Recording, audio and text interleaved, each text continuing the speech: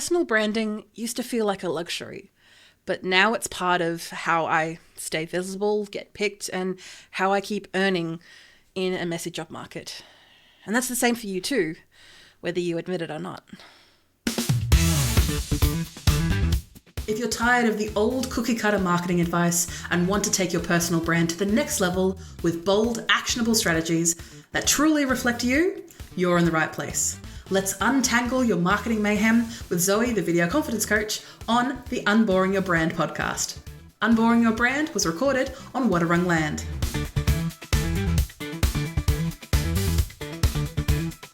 And yes, this is why your personal brand matters. Thank you so much to Priya for asking this question. The question specifically, in fewer words, is why should I focus on my personal brand if I'm not trying to be an influencer? Don't worry, Priya, I feel ya.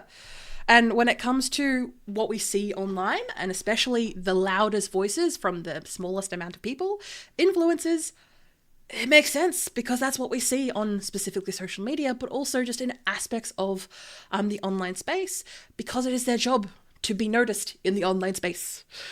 You can see the dichotomy of that, right? You can see that it's a little bit of like, there's being seen and being the loudest because it's their job to be seen and be the loudest. Welcome to the internet. But for yourself and building your personal brand, you don't want to be an influencer. You may not, or maybe you do, or maybe you want to include aspects of influencing into the work that you do, but not have that be your entire persona, entire career. Because for a lot of people that I work with, hello, all the people that I do, and if you are not one of them, please check out my website, vcc.training, to become one of those people. Most of the people that I work with are small business owners, are medium to large business owners, or people who want to build their personal brand to lead their staff, to lead their audience, to lead their clients, they're building their personal brand to not just help them, but to help the people that they're there to serve. And influencing, you as an influencer, you are inherently someone who is, yes, leading and influencing people, but you're leading them and influencing them to buy. You're leading and influencing them to purchase something that you have not made. Now, as you can see in the past, I would say 3 or 4 years, there's been a very big swing for a lot of these influencers who have established on selling you things that they've been sponsored by, they've been paid to or brought to you by. They are now pivoting to their own merch, their own apps, their own content, their own things that they're providing. The reason for that is because you have more control over the things that you sell if you are in charge of them. So if you are an influencer, welcome into the fray. If you are not, that is also welcome into the fray, because we are here to build our personal brands through the power of video, because we are on Unboring Your Brand podcast episode. Yay!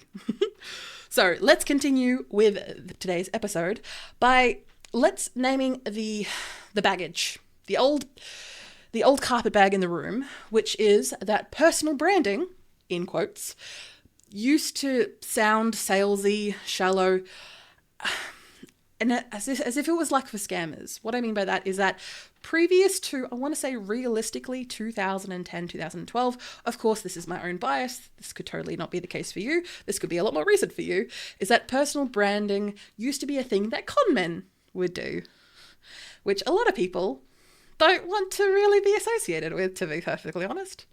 I wouldn't want to be a con man or a scammer. And for you, and possibly the world that you live in, the reason that hopefully you're joining this podcast today, is that the world has since then shifted. We've now shifted to an era where you're not guaranteed a job and you can't just quietly work your way up the ladder. To be honest, I don't even know if that's true, but the cultural zeitgeist makes it believe that that was the past, that it was true. The reason I say that is I talk to a lot of people that are older than me, and they believe, the job market's never really been stable. It's almost like capitalism doesn't really exist, truly. We have other things to discuss, Zoe.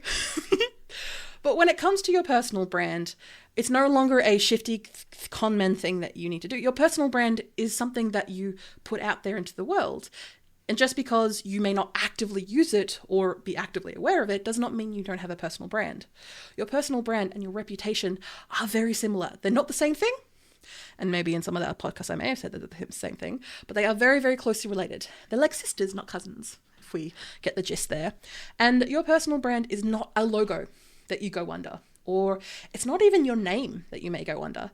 It's how you show up professionally, even if you've never posted online. Now, of course, a lot of the work that I do is very online based because that's where everyone else is. Therefore, we work, and video marketing has a tendency of working predominantly in the digital space. And in those moments where it's not, it is a very big outlier. So when it comes to your personal brand and what is in your control, and also because reputation is, like I said, sister, not cousin, your reputation is what other people say when you're not in the room. I'll say that again. Personal branding is what you control, while reputation is what people say when you're not in the room. So having that understanding of yourself, your personal brand is something you can do something about. You can not just change the way that you look, or maybe the way that you sound, or the way that you present yourself, or the messages, or the topics that you're talking about. You have control over who you help and why you help them. More than any reputation that is out there in the zeitgeist. And reputation can be helped and be bolstered by a personal brand. It can also be tarnished and ruined by a personal brand. There's also plenty of things that can ruin there are also plenty of things that can ruin a reputation that you don't have full control over either. And in the zeitgeist, we can figure out why.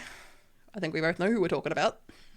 The two big reasons personal branding matters right now, like when you are listening to this, either as I post this or if you're watching much later on after I post this, because podcasts are always relevant, these are the things that matter now.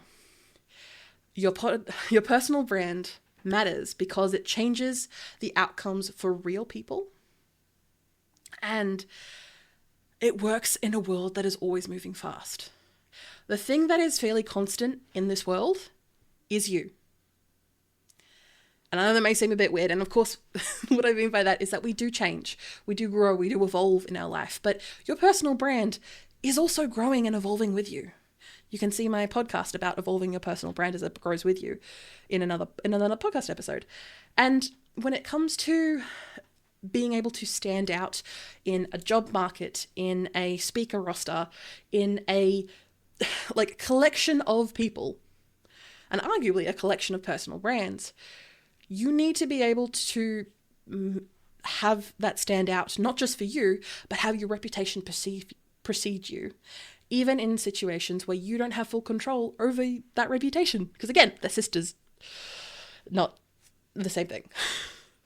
And with cost-cutting measures covering every single industry and AI being rammed up our throats, down, up, being punched in multiple different ways, it means that work is going to go to contractors and specialists and not entry-level roles or full-time hires, which I don't personally love. I for those who aren't in the know, I regularly mentor about 2 to 3 classes worth of kids every year. So there are a lot of TAFEs around the Geelong and Wadawurrung region. And they all have either a subject or an element, I forgot what it's technically called, where they do entrepreneurship. And I and a collection of other mentors come in to help mentor them through that process. Now, a lot of these kids aren't really interested in building a business. They aren't interested in being entrepreneurs. That is fine. It is personal development and growth because you are a child. And as I do this, I see them work really hard and I see them do their best. And going into a world where there aren't entry-level roles, where there aren't full-time hire positions, and if there are, they don't exist for long. Or they're just fake jobs, or I probably won't try and spiral down too hard down the job market woes that I have for my students, my family, my mentees, my community. Let's spiral ourselves back up, Zoe. But as this world, as we are, capitalism is going to capitalism, the cost-cutting measures are going to continue to push in whatever industry you are in. No matter what there's going to be, yes, there may be more industries flourishing more than others, but they are still going to move to more contractors and specialists being hired in per project. There's going to be very few options out there for, say, full-time or entry-level roles that when you need to achieve something or achieve a goal, instead of going to be trained, you are going to bring in a specialist and a contractor who's going to help you achieve that. That is just, yes, that is a prediction of mine, but that is something that's fairly sound in no matter what industry you're in. And if you want to be picked, if you want to be seen as that leader in the space, as that someone who is being hired for not just their knowledge, but their experience and their expertise, you need to be remembered. And to be remembered, you need to be not just qualified on paper. You need to have a reputation that precedes you, and you need to have a brand that you can control that shows people that you know what you're talking about, you have the experience to back it up, and your values align with whoever is going to hire you. And they need to know that ahead of time. Because being standout in your field and being picked as one of these choices, it means that you have to have a personal brand of some kind. It doesn't have to be something that you work months on. It can just be something that you spend 10 to 15 minutes on. You write it in something, you put it out there into the world, and you make it clear what you stand for, who you stand for, and what the solutions that you're providing. Not necessarily in a business sense, but just in a life sense. And in the authority that you build over time, as you gain more experience in an industry, if you are someone who does not have experience in an industry, I'm going to tell you now, you have experience in some way. Everything can be moved to show that you have experience in whatever you're doing. You have lived on this life you've lived on this planet more than a day. And for those who are listening, who are less than a day old, I commend you. You need a little bit more time, get a bit more experience. But for everyone else, you have lived experience that you can use in your personal branding that builds your reputation. Your authority is built on proof and consistency, and not just posting more. Your personal brand is about proof and consistency. And the simplest strategy for this, for your personal brand, and even if you are listening to this and are still not convinced, or Priya, if you are listening to this and you're like, Zoe, this sounds like being an influencer. I don't really want to do this. This is so much work. This is effort. Ugh. The simplest way to not even just build your personal brand, but to be seen in the marketplace of jobs. The simplest strategy is repetition. Keep showing up with the same clear truths, the same clear values, and the same clear messages until people can repeat it back to you. And this works in the job market. This works in networking. This works in referring business. This works for my business owners. This works for my personal brand builders. This works for students. This works for teachers. Repetition is key. Because if you keep showing up, people are going to remember you. And more importantly, people are going to be able to repeat that message back to you. And they're also going to be able to repeat it to other people who then in turn are going to learn more about you. Because these people are your customers, people who are going to, or your clients, people who are going to pay you money for your knowledge and experience. And if they can repeat your thing, not just, hey, this is their website, or I think she was called the video conference coach. Yeah, she sounds about right. And then they Google you, and I pop up. Oh yeah, Zoe, she's the right one. Awesome. Personal brand has preceded me, reputation has preceded me, job is done. For yourself, now of course I'm using myself as an example there, and I've worked very hard on this for a couple of decades. For you, you may just be starting out and feel a little bit disheartened. I don't want you to worry. This is something that takes a little bit of time, but now that you're aware, you can continue to do this. You can continue repetition. You can understand your values and your truth and your knowledge and your message, and you can keep going. Not because you have to, but because you need to. I didn't say that too confidently there, but you kind of need to. Your personal brand isn't magic. It won't work in every situation, but that's normal. I'm not saying that everything that I am touting here today is going to magically fix every single problem that you have. But think of a personal brand as an asset in your toolkit that is a useful tool, but it's not your whole personality. It is something that you can get out when needed and put it back when you don't need it. And when you are trying to get a job, or you're trying to maybe keep a current job, or maybe you are in a situation where you're cyclical, so you're always going to have the job, but it's kind of not there, kind of is there, or maybe you're just looking for better things. If you are someone in the job market, or someone like myself who's just making your own jobs. Keeping your personal and professional separate, if it feels safer and more sustainable, is the way to go. You can be warm without oversharing everything about your personal life. You can build your personal brand without being entirely personal. And you can check out my podcast episode about that if you're still a bit confused as to the difference between personal and personal brand. I definitely check that out and separate those two in a nice clear format that I can't do today because we're running out of time. If you've been playing small because visibility or being seen feels scary, and I understand. Wanting to be small and be as paper thin so then no one can hurt you, but also no one can see you, is tough. But if you want to be remembered so that you can progress not just your career, but also your life, to be able to achieve the life goals that you want to achieve, we need money to do so. It can feel scary, but the fix is gentle action. And it's not a personality transplant. You can't magically become a thespian overnight.